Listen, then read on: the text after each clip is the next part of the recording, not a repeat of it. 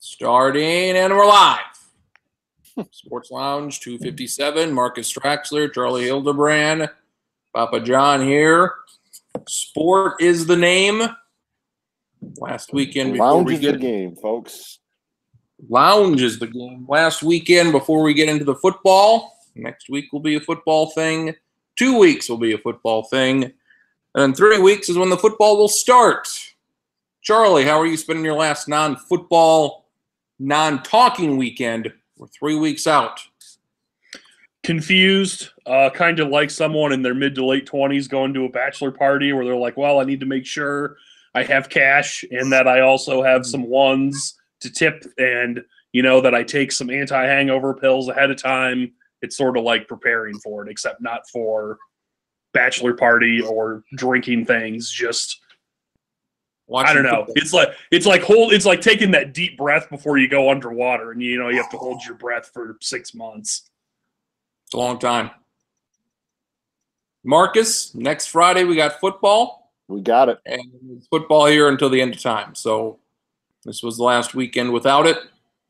How do you feel about the last weekend without it? I'll have a lot more free time when the season's over. Have a lot more free time this Friday, this last Friday, than I'll have the next few Fridays. But good problem to have. It's hard to beat spending your Fridays that way as opposed to slogging through boring July, June night. So. Also, Crins, when does the XFL start again? I think it's until 2 years. Spring 2020, I believe. Okay. So we can't go from NFL straight into the XFL this year. That'll be the following year. There is a league starting up this spring, so it should be probably better than the XFL since it's earlier, and we'll have access to the players the XFL probably would have. So that's the one that Steve Spurrier's coaching in. It will go. I think it's Dick Ebersol's kid. Got the heads up on it, so we'll see how that goes. He does the 30 for 30 XFL documentary and then is like, yeah, you know what? I'm going to go actually make my own league. I'll repeat all those same mistakes, whatever. We'll see how it goes. The thing about this one is the TV deals. If they can get a TV deal with anybody, because you're seeing the money being thrown about for garbage and not even on TV, on streaming services. The tens of millions of dollars ESPN folk are willing to pay for just garbage programs. So they can get a $30 million a year TV deal from somebody because they can get a couple million people to watch some poor football, then I think they've got a chance compared to what they did 20 years ago. So, Marcus, what about the fans of sports in general? The fans, talk about them. Go. St. Louis Cardinals fans, the best, obviously. The best in baseball. We'll start with Twins fans. Just these last couple of weeks of them trading all of these people. What has the reaction been that you've seen? Has it been positive? Has it been a mix? Those have been negative about the trades. What have they been negative about? What don't they like about them? What do the fans think about what the Twins have done these last 2 weeks? I can't speak for every fan, but my general read is that they have reacted poorly to the moves, that they feel like I don't know if they're buying the load of goods that these players are selling and saying you got idiots like Dozier and you got Irv Santana and whoever else saying, hey, Mauer, we had a chance. We had a good thing going. They didn't even really give us a real crack at it. It's like, no, you had 4 bleeping months to make a run. They didn't do anything. They went to Kansas City after the All-Star break, got swept. That's it. You're done.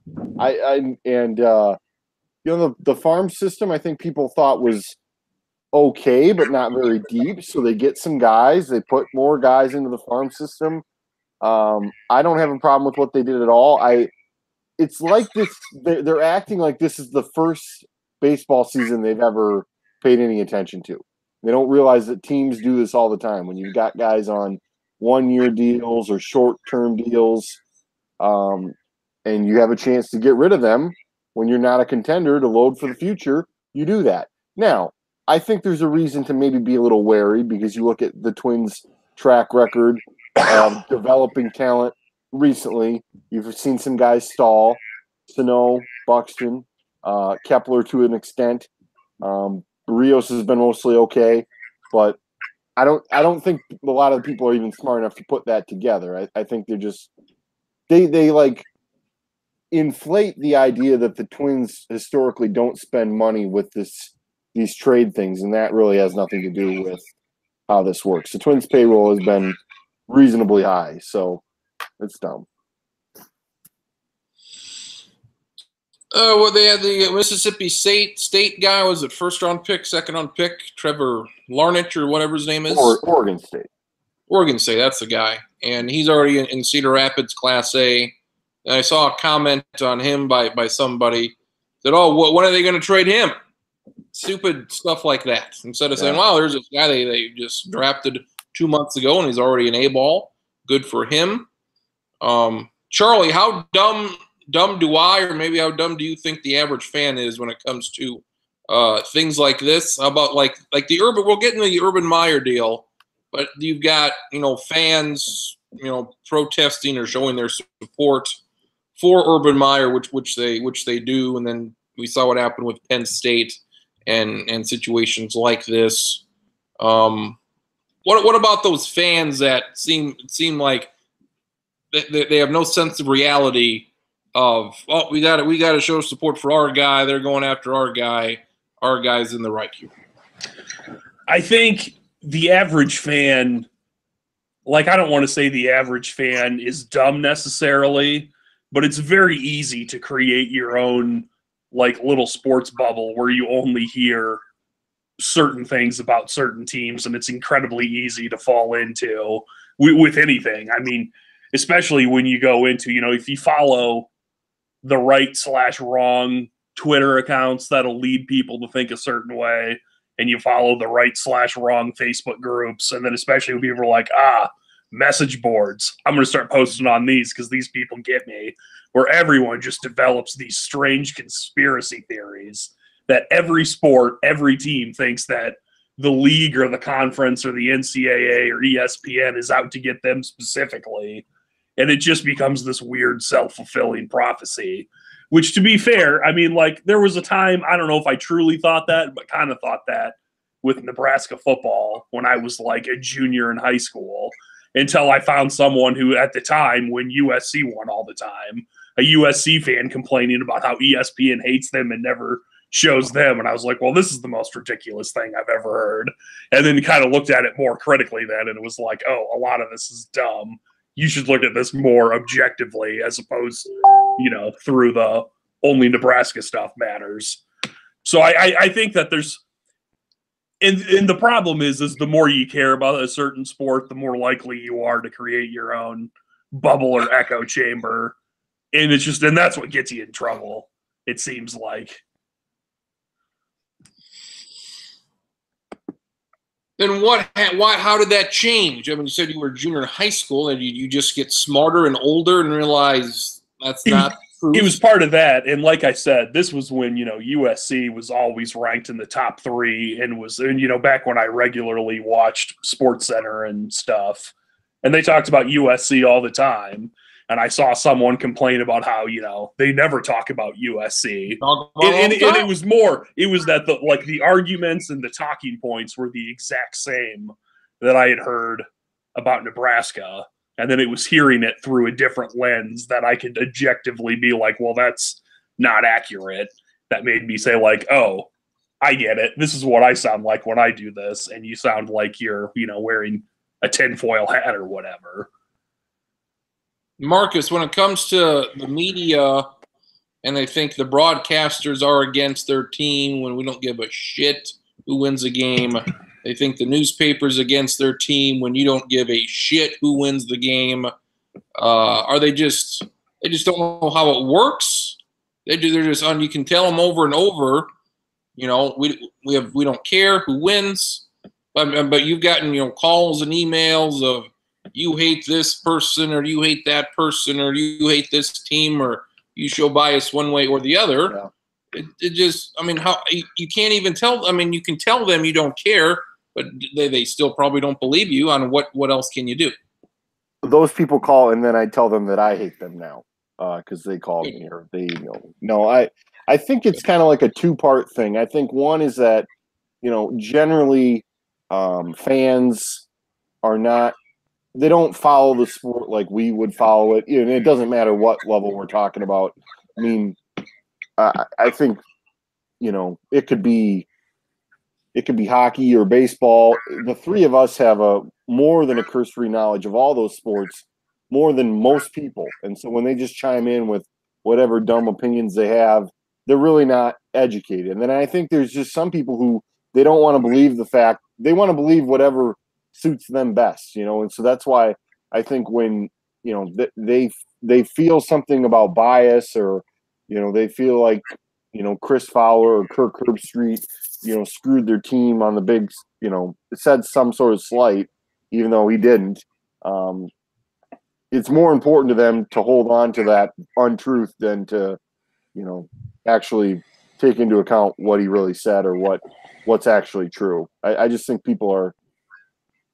I think it's easier for them to just hang on to what's stupid and not actually, accept that there's truth out there, which sucks, but that's my best theory. And like in regards to like games specifically, like if there is bias, it's going to be for the team that's winning because you're going to talk more about the team that's winning. And so often people are upset because their team lost, so they're in a bad mood anyways.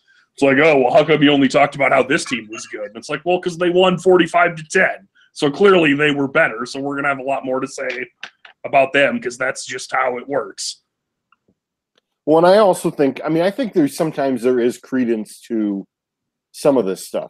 I think, but it's all selective. I think when we're talking about, for example, ESPN, it's fair to say has a rather cozy relationship with Nick Saban.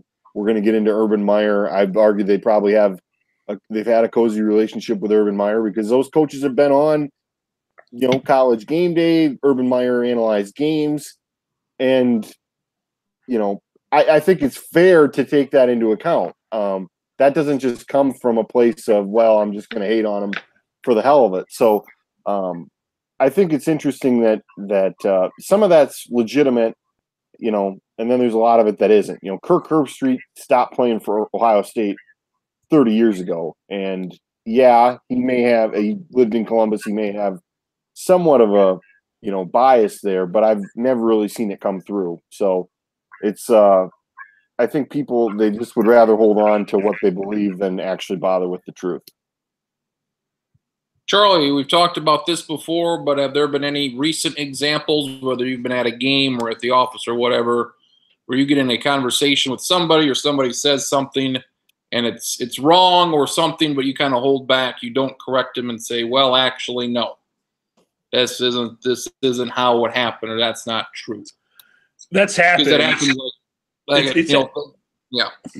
Or I was just going to say it's happened numerous times for me at work. I can't think of a specific time at work off the top of my head, but this kind of fits in with what we're saying. I know since it was recently baseball season, and I had to cover a lot of baseball games in the last month or so of the high school baseball season in Iowa, that there were times, in the first inning, people like parents, or at least I'm hoping they were parents because they would at least make a little bit more sense, but like complaining about balls and strikes in the first inning and like yelling at refs. And it's just like, if you want to complain because, it's 3-3 in the bottom of the seventh and there's a playoff berth on the line, I can maybe live with that. But, when we're in the first damn inning, you don't need to be yelling about how the ref's screwing you over because this ball that kind of looked like a ball wasn't called a strike. And I'm sure this is a game where, one team has 2 losses all season and the other team has 3 wins, and this is something where it's like, hey, let's dial it down a notch. Everybody's going to live with this outcome regardless. Life will go on. Yeah, exactly. For the first time, I believe, ever, at least the first time this year, Marcus, I turn my TV to Midco and I see a goddamn amateur baseball game on the TV. That's live. Wow. Good camera angle. It's not behind the center field fence or whatever. It wasn't behind the damn chain link fence here. Mm-hmm. How's the amateur tournament gone? We're in the final hours. I haven't gone to as many games as I was planning on, just based on the. You've been there what, once or twice? I was there the first night, so I saw 2 games, and that's basically been it. But that's not going to stop me from developing some rash opinions. Yeah, I think for the most part, it's gone fairly well. It's interesting how it always seems like one league sort of gets an advantage. Sort of ends up dominating. I guess it's fair to say that would be the Corn Belt because they've got the 2 teams that are left with Canova and Flandreau playing later today. Sunshine League was not helped out by having their league champion have to play a team that was in the championship last year in the first round. So that was not doing them a favor. And obviously of Alexandria, the longtime powerhouse, went out in the quarterfinals, lost in extra innings to those Flandreau Cardinals. So some interesting storylines. I think it's probably good that things get mixed up a little bit. And I've enjoyed it so far, mostly from afar. Charlie, what is something that you've covered, or something that, since you work at a newspaper, something that you care more about, or maybe know more about now and are interested in than you would not have because you didn't care about it before? Maybe this is just recency bias. And I'm not going to say like I love high school baseball and I would like on days off be like I'm going to spend my own money to go to a game. But especially when you go to like the schools that are better, the bigger schools in our coverage area, and some of them have some pretty good players too. And you combine that with that, there's an Iowa high school athletics website, not the official one, but one, I think it's called Quick Stats, where they keep all the stats. So you can ahead of time be like, oh, this kid's, 7-0 with a 2.1 ERA. So South Dakota needs that. South Dakota needs it's called game changer, folks. We got a game changer. No, but the Quick Stats thing is like for football, basketball. They basically have it for every sport, right? Yeah, they've got it for every sport. Some that we don't even care about, but like they've got it for tennis and track and field. They've got it for everything.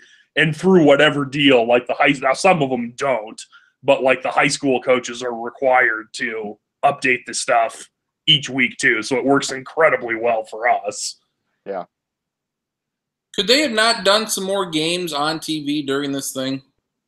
Alexandria, pretty much every game they played was pretty solid. Interesting. Yeah. Do the Alexandria game, do what, I don't know where these guys are at. It looked like they were in the press box. I don't know what this setup, I don't know how many people are. I suppose there's nobody in there now, but with this next game, you're going to have at least 2 radio guys, maybe 1 newspaper cover this next game. So I don't know what's going to happen there. Yeah. Should they have? Could they? I'm sure they should have. I think they should have just said yesterday. You had They should have just said we're going to cover the 5:30 game every night for the whole tournament. Whoever's playing then, that's the game. I'm not expecting you to do every game. I think that's a little ridiculous. But you could say, hey, we're going to cover just the night games. We're going to cover, we're going to do 2 games a night for 12 days, and that's going to be the trick. I don't know, but that seems like kind of the best case scenario, or say, yeah, we're going to pick it up in the quarterfinals and we're just going to do those games onward. But it's kind of ridiculous. You're already streaming the games on your website as part of this deal. So you're not showing anything else worthwhile. Anyway, that's my opinion, but yeah, they already have video for this. Well, not as many cameras it appears they have for this game, but they had a least 1 or 2 cameras. And they had plenty of radio, so if they want to go up to radio and come up with an agreement there to call a game or two, I think that'd be better than replaying a University of Mary football game from last year. One would think, yeah. I would think so. So amateur baseball wraps up. Football's getting started. Urban Meyer, we still don't know. Shouldn't this be done pretty soon here, Charlie? This doesn't seem to be. He's involved, his assistant coach, and the wife is involved. This seems like a 3 or 4 person circle here of did the AD know? It appears that Urban Meyer said he told the athletic director and whoever he had to tell about this, and they did nothing about it. This doesn't seem like there's a whole lot of people involved compared to maybe where a Baylor where there's dozens of women getting raped. That seems like a bit of a more substantial investigation, or a Penn State thing that lasted for 30 years. This seems like a thing that happened within the last 5 years with one single guy and one single person, that being his girlfriend and wife. So why is this, what is this, 2-3 weeks in now? I don't remember how many weeks it's in. I know that Ohio State, for their investigation, put a 2-week, they wanted it wrapped up in 2 weeks, and we're, I think, in the second week now. Yeah. So, I mean, I don't know if that's like 6 days or 4 days left, but. So this week should be the week here. This week, in theory, should be where they say we have found all of our facts and information, and we are making a decision based off what we found. Where you can get into conspiracy theories of whether, this is Ohio State investigating, or if that's just them saying we're going to take the temperature of the room and see how upset people would be if we kept them. Also, I know there was something where it said that, the people that, I think they have 6 people investigating, 3 Ohio State trustees, and 3 people completely unaffiliated with it. So I would imagine that'll be relatively balanced, but whatever they come up with and find, I know it said that like the president would then just decide what they're going to do based off of that, not based off what their recommendation would be. And I don't know, it's weird where like you hear stuff and then you think, oh, this changes things, and then things die down for 2 or 3 or 4 days, and then something else happens and you're like, huh, didn't think we were going to find this out. So I mean, I don't know, this has been very, very strange. And like Corinne says, probably would have all been avoided if at Big Ten Media Days, Urban Meyer would have just said like, yeah, we tried to help this guy by getting him better, and he multiple times screwed up, so we got rid of him now. And we probably should have gotten rid of him earlier. And if you would have said that, I think like everyone would have been like, well, okay, that's that. Yeah, that would have helped. I don't know if that would have necessarily been the right answer, but it would have helped for sure. So I think I keep coming back to in this story, why are you giving this guy, why are you risking your career as much as Urban Meyer has now risked it for this guy? And it's just, I realize there's the connections with Earl Bruce's, him being Earl Bruce's grandson. That is not worth it to me. And whatever Urban Meyer's getting paid $8 million, I'd say, hey buddy, I'm keeping this gig. You can get bent. I'm done with you. I'm saying. Something. So, like one of the ironic things too, at least to me, is that, well, I mean, like outside of, it's terrible what happened, but like if Zach Smith was like this guy that people were like, oh my God, he's the best receivers coach in the country, he's going to be a future head coach, it would be like, oh, well, I mean, that's bad that you did that, but I can understand it. But like objectively, through what people are saying and reporting, it's like apparently he wasn't even that great of a coach either at a school where it's incredibly easy to recruit to and have high caliber players, which just makes it even stranger. I mean, like Traxler said, obviously he had a relationship with the guy's grandfather, but still, I mean, you wouldn't think it would be him going out on a limb for a guy that, apparently they tried to push out this last year to get a new job somewhere else, and he couldn't get a job somewhere else. Or Nathan Stacken joins the program from his photo development room. How are we? Oh, good. The green room is just fine. Good. With this development, Stacken, of no development, to me, I think the thing that I expect to happen is kind of maybe like a 4-game suspension. It's kind of what I'm thinking. What are you For thinking Urban? will happen? I think they will keep him, but they will suspend him for a number of games. I hope that he is fired, but I doubt he will. So I would say maybe they'll do it for the first. Maybe they'll suspend him for the first 3 Big Ten games and not the non-conference games if they're trying to be real, serious about it.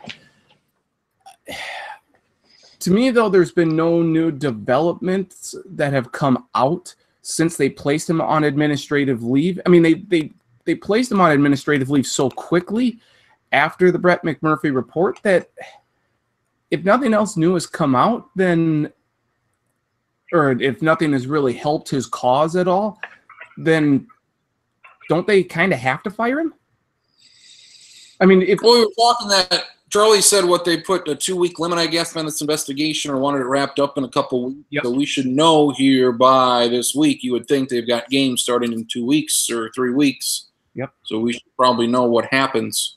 Marcus, what say you on a 4-game suspension?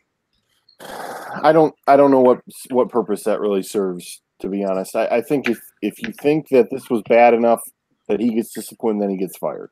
And if you don't think it was bad enough, it's one or the other. I think it's all or nothing. Yeah, I do. And I think, it's interesting. I don't think Ohio State needs to be held responsible for Florida's transgressions. Florida had its problems under Urban Meyer, but that's not really Ohio State's concern. They're going to keep them because winning is what matters, and Ohio State wants to win.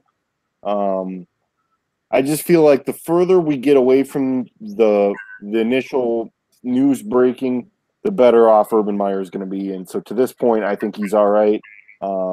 I don't like him, but that's not how you're making the decision. So I think he'll stick around, and I think business will probably carry on as usual at Ohio State. I know I more or less agree with what Traxler said. I know we talked about this a few years ago with Roger Goodell, and it's sort of a different situation, but I know someone was saying that we should suspend Roger Goodell. And I was saying, like, with that job, you either get fired or you're not fired. There's no middle ground. Now with the head coach, since it's to talk to, though, I mean that he answers to those 32 billionaires. Yeah, but it's different. But anyways, more or less, I would say it's the same with Urban Meyer. I mean, you can't suspending him seems stupid, and it's essentially, well, I don't know. To me, it's fired or not fired. I think he should get fired. I don't think he will. I would prefer they don't suspend him at all than, go through the charade of we're going to suspend him for 3 games or 4 games. I would be more insulted by that than if they just said, yeah, we're going to keep him and we're not going to do anything. I think also another aspect to this that I think Ohio State will consider is, okay, you fire Urban Meyer. What happens to Urban Meyer? He's out for the rest of the year, maybe 2 years. Then some other powerhouse hires him. This will not deter another school from hiring him down the line. It's not like it'll be so toxic because he's a winner, and so he'll get picked up. I think Ohio State doesn't want to do that. They feel like he's obviously winning coach, and he is, and so that will be another reason they'll want to keep him, because is the guy you bring in going to be better winning wise? Probably not. I don't know if I get what you're saying. I think some places would still hire him. I think there's a lot though that would be like, yeah, we don't want to deal with the other stuff that comes with that if we do. So I agree I think he would get a job somewhere. But I think there's a fair amount of FBS and probably even Power 5 schools that would be like, you know what? We just don't want to deal with the hassle that comes with that. His previous transgressions at Florida are catching up to him here at Ohio State, except it's not the players, it's the coaches. Or the coach in this case. And now with Maryland, I'm gonna be curious to see. I assume they're gonna fire their head coach, and I assume multiple other athletic administrators are going to be fired as well. And granted, it sounds like what he did was bad, but is what he No, it is. was a lot worse than what Urban A Meyer. guy died. So He should yes. be fired. He should already be fired. There really, as far as I'm concerned, there's no need for an investigation. I think there's a 99.9% chance he's going to get fired, and about an 80% chance he's fired like tomorrow morning by the time we've all woken up. Yeah. Will you ever look at the Urban Meyer golf cart pizza photo again with Papa John eating pizza? Oh, I'll Charlie, look at it. No, I no. will. Tarnished, is it tarnished forever? Or is it the opposite? Does it improve its I greatness? think it makes it better, you know? Good. The two deserve each other. And, or maybe I should put it, this is what I think is going to happen with the Ohio State thing. I think they're not going to fire him. They may suspend him. I don't know. I think there's going to be an initial backlash because of it. And I think he will survive this, but in some way, shape, or form, it's going to put him on borrowed time. And within a year or two of now, I think he will either be fired because something else will come out or someone else will get in trouble, or he'll just be, you know, like, I don't want to deal with all this anymore, kind of like the stress got to him at Florida. So I don't think that he will be fired for this right now, but I think this will be a major reason why within 2 or 3 years he's not the head coach at Ohio State. And, like, this isn't directly representative of it, but, like, for the last 60 years, every Ohio State coach has either been fired or resigned / forced to fire, because that's just how things play out there. Either way, you know, if he doesn't get fired, Ohio State's going to be just really good, like criticized by everyone else. And then if he does get fired, many Ohio State boosters or fans are going to criticize the university for firing something that he didn't, because he didn't do anything. He wasn't the one that committed domestic violence.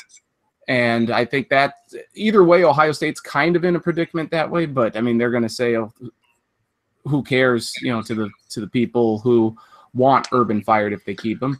But then again, you have some dumb Ohio State fans, like the 100 people that went out to that rally this week, or was it last week? I think it was this week, wasn't it? I think it was early this week. Depends. Yeah. Do you count Sundays the first day of the week or the last day of the week, Stack? Well, that's true. I count it as the last day of the week, but I suppose it could be considered the first day of the week.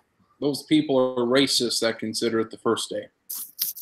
The other thing that I don't want this to come off as, you know, defending Urban Meyer, because I won't do that, but I feel like we're not spending enough time blaming Zach Smith in this scenario. It's like what he did was horrible, and let's make sure he never coaches again at any level. I mean, I'm sure he'll pop up at some Division III. He'll pop up in the NAIA, I'm sure, but Art Briles is coaching in Italy now, so that's exactly right. Receivers coach. And, you know, he's a guy who, he should never have a legitimate coaching job again either. So, and I guess, you know, if you're coaching in Italy, that's obscure enough. But what makes the Urban Meyer situation a little worse, though, than just covering up or, you know, lying about knowing this, is that this wasn't the first time. You know, that he and Shelley had to help Zach and Courtney with, you know, in counseling back in 2009, I think it was, or 2015,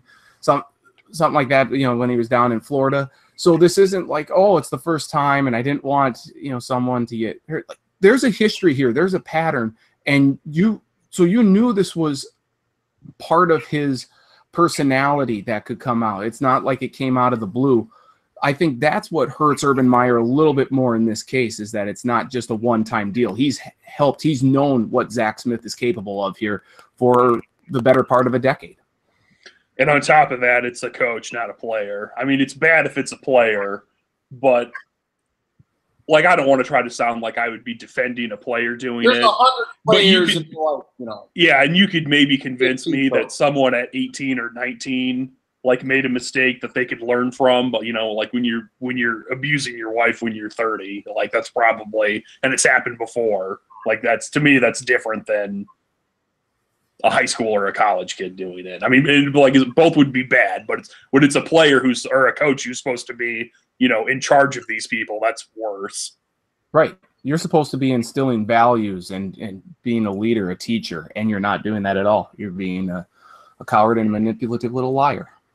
So I'm going to circle back to the Maryland thing for just a minute, and just, you know, along those lines, just how stupid it is we've maybe talked about it before. This idea that you got to run these guys into the ground, and tearing these guys apart will make them into tougher football players and men. It's just such a stupid idea, and I hope that everybody involved in the Maryland thing is fired because it's just dumb. I mean, college athletes get treated poorly enough in the way we normally look at it, in the fact that they're not compensated and all that stuff. But when you add in the fact that you got this ridiculous junk going on in conditioning, and a guy's literally killed, and they wait an hour to call an ambulance, and he's got heat stroke, and they're trying to make him walk around. I just don't have any time for it, and I think if we're gonna have sanctions, if the NCAA is gonna be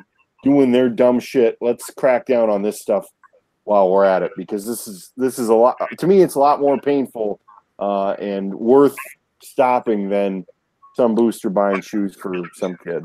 And do they not learn from previous examples? I mean, didn't we talk about this with Rice, the Rutgers men's basketball head coach, a few years back? How he was reaming his players and stuff. Like, do coaches not see this? Do they think it doesn't apply to them? It's stupid. I absolutely agree with you, Marcus. It's dumb, and I don't know why some coach thinks like, oh well, I will approach it differently, or they'll listen to me. It's stupid.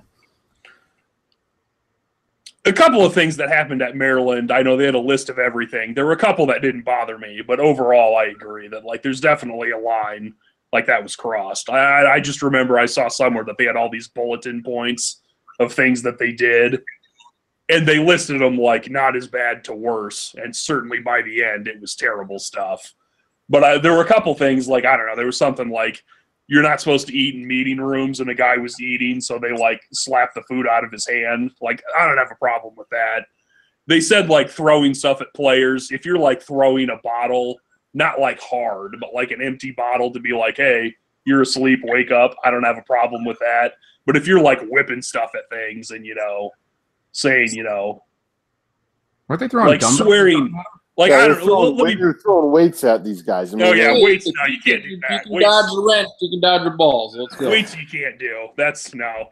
And in terms of yelling and stuff, I don't know if anyone else watches Last Chance U on Netflix. Shout out to the current guy they did at Independence College in Kansas. But to me, the way that guy does it is problematic though, where instead of just yelling and swearing, you're insulting players. When you start insulting people, it's well, I don't know, you're gonna get away with that. That seems like a bad idea. Sounds like Trump. Oh, I'm sorry.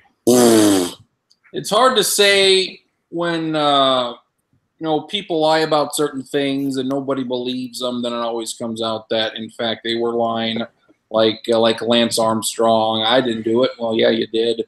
All the steroid guys in baseball, I didn't do it. Well, yeah, you did. Pete Rose, I didn't bet on baseball. Yeah, you did. I can't think of a single goddamn guy that's said, oh, I didn't do this. And then it comes out, oh, he was actually telling the truth. When it's so obvious that nobody believes him at the time. It's the Duke lacrosse players. That's the only example. The Duke lacrosse players is the only example I can think of where it was they actually didn't do that. Yeah, that'd be a high-profile thing that probably nobody believed them, and then that came out that, oh, we were fine, and they did good things. So there we go.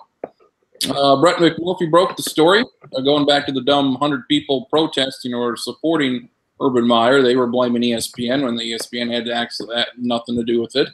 Well, they did have something to do with it because they paid Brett McMurphy to not work for them.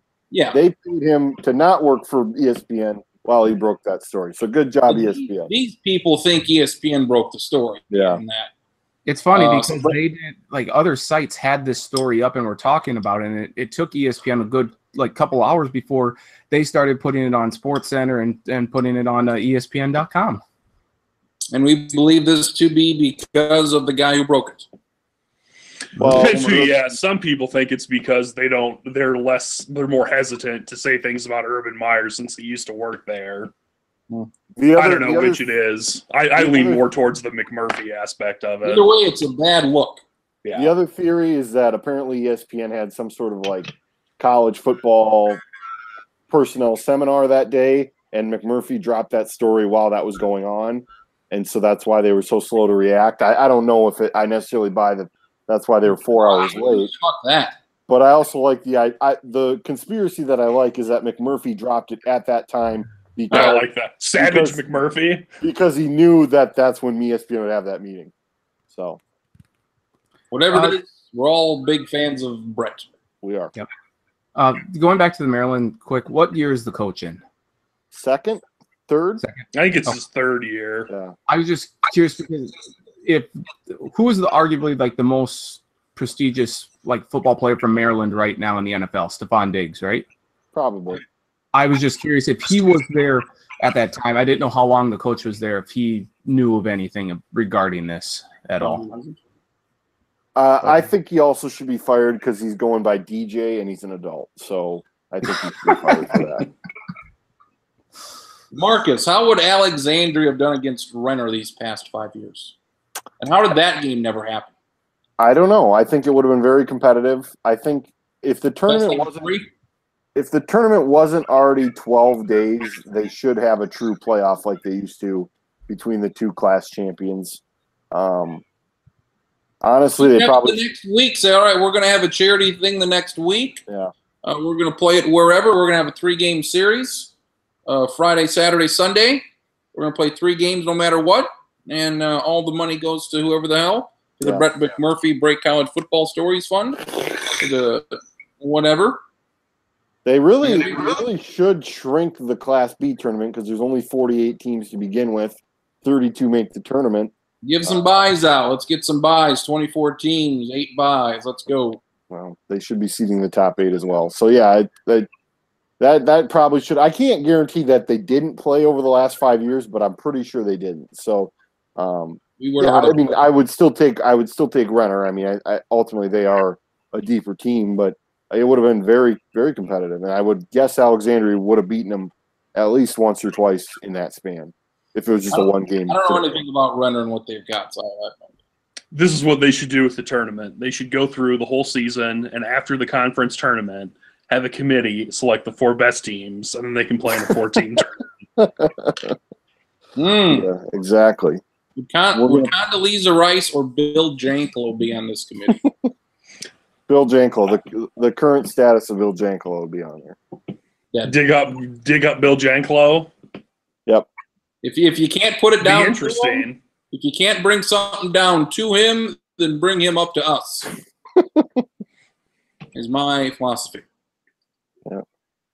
The golf is going. Yes. We are getting some elite reactions from the golfers today when they hit the bad shots, and I'm loving it. Good. I forgot golf's on. Here I am watching this replay of a preseason football game. They'll be going to CBS here in about 10 minutes. I haven't watched a lot of the golf. I enjoyed TNT's attempt here to show some golf. It's bad. What do we got going on here? This course, what's in Maryland? It's apparently hot as hell, or at least in it Missouri. was. It's in Missouri, my friend. What did I say? You said Maryland? Yeah, that's not right, and it's in Missouri. You got the very exciting Brooks Koepka out there stacking. You see the poster boy for our good player nobody gives a shit about, who's on his way to his 3rd major, and everybody's going to watch this because of Big Cat again. But Brooks Koepka, is it good for golf that a random son of a bitch that nobody cares about could win 3 majors here in quick order? Fuck, you don't care at all. Wow. Marcus, what say you on that question that he just dumped on? The dump button in full effect. I think Koepka, I mean, I would hope that here at some point he'll ramp up in the visibility. This is the Mike Trout question of golf, I guess. So I mean, he's obviously an incredible player, just quietly getting it done. I guess at the end of the day, I don't care if he does get a lot of run publicity-wise, but it's clear that if he wins today, 3 majors and six starts would be incredible. So very good run he's been on. I hope he doesn't win. I just hope it's more interesting today. But the way he played yesterday, he was up. He had a 5-stroke lead at one point. Now it's down to just 2. So hopefully this has an interesting finish at least. Big Cat, I think he'll Make it interesting. He'll make it interesting. I don't think he'll win. This first baseman for Aberdeen's a hog molly. Stacking. How many majors is Brooks Koepka going to win in his career? Well, he's probably got at least one more U.S. Open in him. I'm going to say 6. I'm going to say like 3. Like Three if total? he wins today, I'll say that'll be it. Wow. Again, we'll just go to the list of the guys who've won 6 majors. I would be surprised if that list is more than 10 guys. So is Brooks Koepka going to be like the 10th biggest winner ever? Have I just don't see that. Maybe, possibly, but I think people just overrate shit way too much. Like we're talking about Aaron Rodgers. How many Super Bowls is he going to win? Well, he's won 1. Mm-hmm. He's been to 1. There's a good chance he'll never get to another. It's like, all right, Carson Wentz, is he ever going to get to a Super Bowl? Maybe not. I would assume he probably will never get to a Super Bowl. Maybe he wins 5 of them. But I would say I always go to the more conservative approach than saying, all right, this guy's going to win 5 of these, 10 of these. I would say it's very hard to win one of these goddamn things, and very few people have won 5 or 6. So yeah, I mean, Josh Allen, 11-time Super Bowl champion, twice as a starter. I think. I honest to fuck, I put the over under at 10 career touchdowns. I know that's ridiculous, but I think he'll get to more than 10, but it may be close. So only if you include interceptions returned for a touchdown. Yeah. One of the underrated storylines was that Jordan Spieth was playing this week for the career Grand Slam. I mean, he's still only like 25 or 26, and he's not going to win. And he's pissed away a few other majors, but yeah, I think people kind of freak out about the major count too quickly. And yeah, I mean, you win 3 majors, 2 majors, maybe even, you're going to the World Golf Hall of Fame. I mean, it's just, it's pretty incredible that we freak out about that. But like you said, it's hard enough to win 1. Do we think Tiger is going to? Go ahead. I was going to say, is Tiger going to do better than he did on Sunday at the Open Championship? I don't remember exactly what he shot. He is in the exact. Well, he was in the lead with like 8 holes to go, so I don't see that. And then he pooped it away. Yeah. I don't see him in the lead today. He's 4 back. I could see him within a shot or 2. I don't think he'll be in the lead today. Okay. Well, that was the exact same situation, though. He was 4 back going into the Sunday at the British Open. So, on Traxler's point of Jordan Spieth needing just 1 to get the career Grand Slam, I think Rory McIlroy's only needed to win the Masters to complete his career Grand Slam for like 5 years now. Yep. Rory, much like a Super Bowl or a March Madness title, it is incredibly difficult to win a major in golf. Can I just be put on record? I think Josh Allen will be the worst of all time. The worst than Ryan Leaf? Yes. Give me a name of anybody. I think he's going to be the dog. Wynn. Yes, the dog shit worst. The difference would be Spurgeon Wynn was terrible and really never played a ton. Well, I would say make it out of. I would say like out of first-round draft picks, will he be worse than Brandon Weeden? Yes, maybe even a step further than that. Let's go with like quarterbacks who are going to start. Quarterbacks who are going to start like a number of games, like more than 5 games, maybe more than 10 games. I'll give you a first-round pick from the Bills from a number of years ago, J.P. Lousman. I mean, sure. Was J.P. Lousman a first-round pick? I think he was the 29th pick. Yeah. Maybe not. But this is the thing. Like, we have to go with guys who played, though. I don't remember how much Lossman played. But if they didn't play at all, like, we don't have a large enough sample size to correctly categorize how poopy they were. J.P. Lossman, 22nd pick in the draft. He played 7 years, but honestly, he played 1 full year with Buffalo. He started every game. He played parts of 2 to 3 other years. He played 45 games. He started 33 of them. He won 10 games. He threw 33 touchdowns. He had 34 interceptions. I don't think Josh Allen gets 33 Yeah, touchdowns. that guy was almost 1-to-1 touchdown to interception ratio. I don't see John. He completed 59% of his passes. Look I don't up, think look up Jake Locker, because that's been the comparison. that's the comparison. Are we all in agreement? Jake Locker, the worst of anybody in the last the last 5 or 10 years for sure. I'd probably agree with that. What, And Jake Locker's more athletic than Josh Allen. And Throw I'm Blaine talking. I would like narrow it to, because Josh Allen. Blaine Gabber's still around, but he's terrible. Yeah, that's true. Take a look at him. I would say like guys in the top, picked in the top 10. This is, because even end of the first round can kind of be a crapshoot with the quarterbacks. I have top 15 or 16, then we just go top half of the first round. Sure. I have a Because I agree, like when you're getting picked at 27th in the first round, that's a lot different than being picked at 8th. I have a coworker who thinks Josh Allen is going to be the best out of any of these quarterbacks, and I just think he's high as shit. Tell him that you have some real estate in Florida that you can sell him. Yeah, I have a timeshare. Would you like to buy it? I have some Pine Ridge reservation land I'd like to keep. What does he think is good about him? Why does he think he's going to be good? He's a winner. He was coached by Craig. He's literally not a winner. He's a winner. Hey, he won 7 or 8 games last year. That is above 500. Won the goddamn potato bowl last year. They were in the potato bowl, goddammit. He proved his value by not playing against San Jose State, and Wyoming lost. So there you go. That's the real thing in all this. This guy was a fan of Bills. This guy's a Bills fan. He likes the Bills. I mean, he says he likes the Vikings and the Broncos. I don't know. This guy sounds terrible. He's a North Dakota State fan who likes wherever there's North Dakota State players. Yeah, it sounds like it. Hey, Craig Bowl, sign me up. Baker Mayfield, because he's a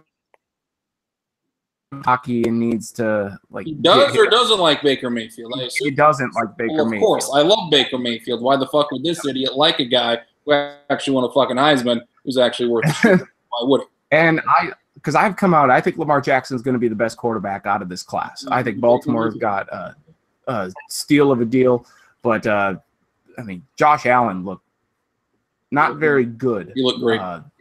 You did? Oh. Like I always say with a lot of these guys, and what I said with Jake Locker, when you struggle against Iowa and Nebraska and Oregon in college football, why are you going to be better when you're playing the Steelers or the Patriots or the Cowboys or the Eagles, who are all much, much better at football than college teams are? The weapons. I mean, you might have better weapons. You got to get it to him first. Right. I could give you any fucking buddy. I could give you goddamn Moss, Gronkowski, and Owens. If you can't get him the ball, fuck. I'm just, that's a great point. I could give you Mike Trout and Mookie Betts, and I could give you J.D. Martinez, and I could give you every goddamn hitter that there's ever been. But if you've got goddamn shithouse mouse, if you got Lance Lynn and fucking Pelf Dog and fucking Ricky Nolasco as your rotation, you're not winning a fucking game. No. I appreciate that you didn't say Booth Bonser because he was good. I have some respect for Booth. I miss Cole Stewart's first inning, so I'm pissed. Looked like a quick one. He's already got 4 outs on 14 pitches. There was a Twitter thing. It was a 4-minute video. It had every Josh Allen throw from his preseason game. There was a couple of good ones. There was one deep ball he completed, but it was out of bounds. The one where he's throwing off of his back foot, like he's falling backwards and throws a 30-yard spiral down the field. And that was his best throw of the night. But, yeah, the rest was kind of garbage. There was one 60-yard throw he overthrew. The only highlight that matters is when he took the 20-yard sack on 4th down. I love that. So. Was that? I don't remember. Was that the one where like a guy was in his face and he tried to outrun him to the corner like he was playing video game football? Yeah, just total Madden quarterback play. It's great. And I know it's only one game and it's only preseason, but damn, I'm bullish on the Browns. They look like they got something actually this year. I'm going to pick them for 5 or 6 wins. Wow. I'm picking them for the playoffs, and I don't care what. I don't want preseason. I don't give a shit what happens about any team and any player in the preseason. I'm guessing the answer to this is no. Did anybody watch the first episode of Hard Knocks? It's on YouTube. I will watch it tonight. Yeah, it's on YouTube. I did watch it. I need to do There's that. one crazy part where, like, in the middle of the episode, Hugh Jackson, Browns head coach, is in the middle of a staff meeting. The general manager knocks on the door, comes in, and he's like, "Hey, how you doing, buddy?" He's like, it's tough. I'm getting through it. I think I'll be okay, though." And he's like, "Hey, this is the general manager. Hey, if you need anything, just remember, I'm here for you." And Hugh Jackson's like, "Okay, all right." And then the other coaches turn and look at him, and they're like, What's going on? What happened?" And he's like, "Oh, my mom died this morning." And they're all like, "Oh, my God, are you okay?" And he's like, "No, it's tough." He's like, they're like, "If you need anything, we're here for you." And he's like, "Thanks, guys. I appreciate it." Anyways, back to this zone read we're working on right now. And I was just like, oh, my God, you went through that so quickly. Football. There was the defensive lineman. I forget who it was, but they were talking about Carl Nassib. Carl Nassib, the white guy. He didn't understand compound interest, so that's good. Bad, very bad. Cole Stewart's pitching. It's good. I'll see who was the Fernando Rodney traded. Rodney traded in the middle of the night. Shoot the arrow. Are you as big a fan of Oakland as I am? Nope. I love them. Stack, and you like these Athletics? Which I do. There's a lot of professional teams that play in good. Oakland. The baseball team. All right, we got to switch the operations here. No, Figure it out. No, out. Do you have an opinion? Dad is probably what he'll Is this say. kid talking? Is this kid? What's this kid saying here? Mama and Dada. That's as good as you can ask for. He knows the difference. Oh yeah, he knows the difference. Are we at the lake again this weekend? We are at the lake. Very good. And tour to this other bedroom. It's dark in here. It's going in darker than the other one. It's very dark. Terrific. What else are we missing here? There we go. Let there be light. Good. All right. There we go. We're ready now. What else we got stacking? Are we talking college football? Or Double play. Look at this Cole Stewart. Look at him go. Stacking, we're talking whatever you want to talk, man. Next week we'll do college football. What did I put? SEC, Big 12, and others next week. SEC, Big 12, and others next week. I can talk whatever you want because Stacking wanted me to come on his show this upcoming week, so I went and made all my picks already. So I'm good to go with whatever you want. I have all picks except the Pac-12, and I got. You love Washington. He's dead. Stacking, you're muted. Why is he muted? And then What the hell? Oh, you're back. You're good. What were you saying, Stacking? I was saying that I have all my picks but the Pac-12, and I think I was telling you this on Friday. I don't know shit about the upcoming season. Gotta love it. Well, you got a week to figure it out. Nope. Don't pick Oregon State to win the Pac-12, and don't pick Arizona State to win the Pac-12. I'll let you know right now. I have Arizona State, I think, at 3-9. Herm. Good job, Herm. There we go. Arizona. So then the following week we'll have the Big 10, the Pac-12, and the ACC. So a few conferences that people actually care about. The Southern Conference's first, SEC, Big 12, others. When do we want to do this? Conference of Champions. It's the When do we want to do this? Sunday when? Sunday at noon. Sunday. Next Sunday at 1. Evening may work better. I don't remember what my schedule is. Sunday at 6. We'll figure it out. Yeah. Did you see playoff? You got Clemson last night. Huh? Did you see Jake Weineke make a catch last night? No. No. He was not playing in the Padres-Phillies game I was watching. So. Stacking, did you see your guy, Philly Goddard, catch a touchdown?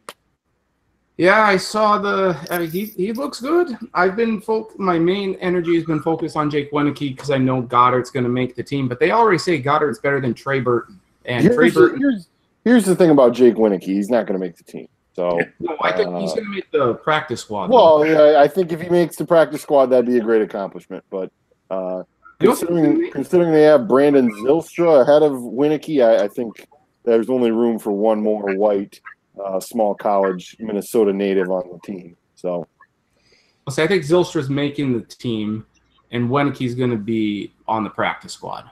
He hasn't dropped the ball yet in training camp. Wow. Is that what reports say? No drops. Goddamn. But how many targets has he had? Yeah. No. If he's 11 for 11, that's less impressive than 600 for 600. I can't give you the stats on that. What are you doing then? Who's going to have the better pro career? Jake Winicky or Moore Bohr, or whatever that guy's name was? Mobo, that guy. Oh, Jake Winicky. Jake Winicky. No doubt about it. Dead. So that's that. 4 more rates. Stacking, did you see this throw from the outfield in left center from Oakland last night in Anaheim, or this Oakland guy? No, I didn't. What they come on, Stacking. What are you doing? What happened? What happened? I don't even remember the guy's name, but he's been up in the league for like 2 minutes, and he was playing left field. He's playing center. Oh, center. Are we talking Laureano? Yeah, what? The Oakland guy? We're talking the Oakland guy, the Laureano or whatever his name is. Made the 321-foot throw. I can't remember. I just know I saw this Laureano guy get called up from Nashville. I don't know what you're talking about, Stacking. We're talking about Oakland, right? Oh, talking about the play of the goddamn year last night. Sorry, I was There was busy a watching throw sports. last night. That was good. I didn't see it, no. 321 feet, 91-mile-an-hour throw from the goddamn warning track in left center all the way to first base. In the air. On a roll. Love. Yeah, beautiful. I'm pulling up the game here. 3.5. Oakland's. Yeah, Laureano. That's what I said. It's Laureano. I don't know the guy's name, and I don't need to know the guy's name. All I know is he made a great throw. Did you see the play? His name's Throw Guy. That's his official name. I know exactly who you're talking about because I saw this guy do something earlier this week. He hit a game-winning single against. You need the play. He did do that. He did do that. Yeah. Great play. So I know who you're talking about, and I know the guy's name, which I should get credit for because I'm the king of messing people's names up. I don't think you had it right, to be honest. So I said Laureano. I'm not. You're doing the equivalent of that Alabama-Auburn game from a few years ago. If we were like, hey, did you see Chris Davis catch that missed field goal and run it back for a touchdown? And you're like, oh, Chris Davis, the guy who had that interception a week ago, and he also did this. And it's like, yeah, no, we're talking about the play. Did you see the play? No, I mean, yeah. And then he passed his test, and then he went and he got the pick against it. It's like, no, we're not talking about that stuff. The name is right. Sacken got the name right. He knows who the guy is. Which kudos to you. None of us knew what his name was. That's fine. You knew the name. That's great. That's worth something. Jack Morris hasn't pitched for Detroit in 28 years. Is the pregame ceremony still going on or what? No, it's done. They decided to retire his number, I guess, because he made the Hall of Fame. Is that just like an automatic thing, or why couldn't they do that 10 years ago? Probably should be, because I'm wondering, is that the longest anybody's ever had to wait to have their number retired? If you haven't done it in 28 years. Weiloven for the Twins, he didn't get his retired until he last pitched for him, what, in like 87 or 88? Yeah, 87 or 88, and that was maybe it was in the new stadium, so it was over 20 or maybe 25 years it took them. Maybe that was right around the Hall of Fame too. So maybe the Twins only have a Hall of Fame policy on these numbers. Maybe that's what some of these teams. Tom Kelly's not in the Hall of Fame though, and good enough for him. This is retired. Okay, so this throw, are we giving him credit because it didn't bounce at all, like it went right to the first? No, we're giving him credit because it's a 320-foot throw, Stacking. Come on. That's what I'm asking. And we're not talking because he got the guy out. We're talking about the throw itself. Because the guy's halfway to third. The guy's halfway to third. It's bad base running. You have to. You have to acknowledge that It's not like a rope from second to first or from third to. What would you give this out of 10? 10. I give it an 8.5. Fuck I really. that. What? An 8.5. I'd give it a 9.2 because it was 92 miles an hour he threw it. 91. Yeah, 9 point however many miles an hour he threw it is what I give. I give the throw almost What is like wrong with you? I give the throw a 10, but I give the play overall an 8.5 because if he does anything other than throw it right into the first baseman's glove, the guy is safe. Yeah. Again, but you have to give some shit to the Angels player. But that's not the outfielder's fault. He made the throw. But I'm looking at the whole play in general. No, I'm giving the throw a 10. I'm losing you, the Stack. entire play an 8.5 because that Angel guy was a dumbass and ran halfway to third. The ball was hit in an area where the Angels guy, obviously thought it was going to drop.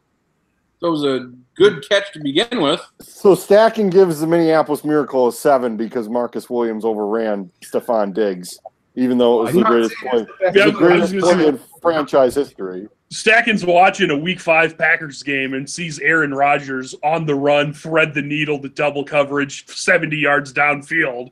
And instead of going like, oh, my God, how'd he throw that? He's like, he only got 1 foot in bounds. Doesn't count as a catch. Good enough. Well, I would say when we're looking back at this season, it's got to be one of the top 10 plays. And if not the number one throwing out, the number one assist in the outfield. Yeah. I mean, let me tell you something. I might even give the White Sox center fielder a little more credit for snagging the home runs and back-to-back nights over this. No, this. Come on, Stacking. Why do you do this? Why do you do this shit? Come on. So there we go. I've left Trent speechless. That's the best part. It's extreme. It's incredible trolling from Stacking. It's incredible. We need to bring someone on to debate Stacking. Who's got LeVar's number? We need to bring LeVar on to debate this. Oh God, no! I'm sorry. I'll listen to I'll agree with whatever you guys say. Just don't make me talk to him. We got the ball tracer on the driving range for Tiger here, so CBS is going all out. Yeah, Bill McAtee at the 14th. Some other guy I never heard of. I thought Bill McAtee got fired, so I'm glad he's still doing that. What did he do? Well, he used to do the interviews. Now they got this very attractive woman who does the interviews. That's why. It's probably for the best. Oh yeah, the cute lady. Yeah. All you had to do was say that, and I was like, oh yeah, I know what you're talking about. Yeah, there she is, right there. There she is. Yeah. Vern Lundquist, they dusted him off, so that's good to see. Vern. What a shot by Happy Gilmore. Who the hell is Happy Gilmore? Next week, SEC, Big 12, others. There we go. Anything else as we wrap it up? This final UCF. UCF. Yep. UCF. Why? When you say others, I say UCF. I say Houston. When I say Stacking, big fan of Josh Heupel. Really, Josh Heupel. Yeah, I know it's Heupel. Big fan of Florida International. FIU. I'm a big fan of Nevada this year. Of who? As is Crins. Oh, sorry, we're talking about college football, not college basketball. Nevada, yeah. I'm a big fan of Nevada. Yeah, we're all in on that. Gonna kill them. And with that, the ball trace. I've never seen this ball trace on the putting green before this week. It's bullshit. It's completely Have you ever stupid. seen this before? This is the first time. This week is the first time I've seen it. I like it. So it goes where it's supposed to go. Okay, I like it. No, you like the percent chance dumb. they give them of making the putts? Because I hadn't seen that before. I think they had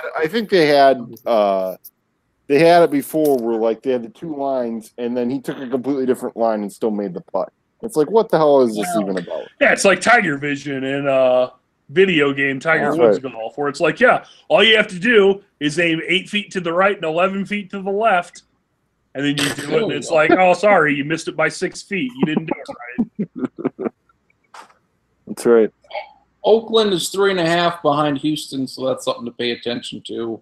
Next week, we'll talk football, I suppose. 258th Lounge next week. Stacking, will you be at the lake? I will, but I will make time for this. Unless if we do it at 6, I'll be at home. Okay, I do it at 6. I mean, Convenience abound. Football talk, previews, Peach Bowl